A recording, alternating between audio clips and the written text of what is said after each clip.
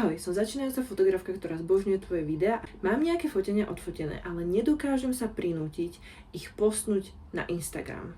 Myslím si, že je to strašne zlé a hanbím sa za to a nechcem ich ukázať ani rodine, ani priateľovi. Čo s tým robiť? Naozaj by som chcela byť fotografka. Toto mi je tak ľúto, strašne mi to je ľúto. Dáme si teraz trošku tough love. Podľa mňa najoslobodzujúcejšia vec, ktorú sa môžeš naučiť je, že nikoho nezaujímaš, každému si ukradnutá a každý si hľadí svojho. Ja ti poviem, že keď ku mne idú baby na kurz, akože fotografky alebo fotografie, ale väčšinou sú fotografky, keď ku mne idú na kurz, ja viem pri prvých 10 minútach povedať, či ten človek bude úspešný fotograf, alebo či len vôbec bude fotograf, keď mi z tohto kurzu odíde. Lebo je to v nadstavení v hlave.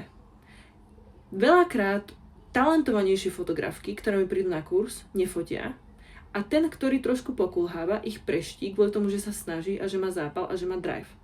Keď svojmu partnerovi, keď svojim kamarátom povieš, dobrým kamarátom, že toto si vytvorila, toto ťa baví, ja verím tomu, že ťa budú podporovať. A keď ťa nebudú podporovať, boha, ja ťa podporujem. Zajtra to chcem vidieť na tvojom Instagrame.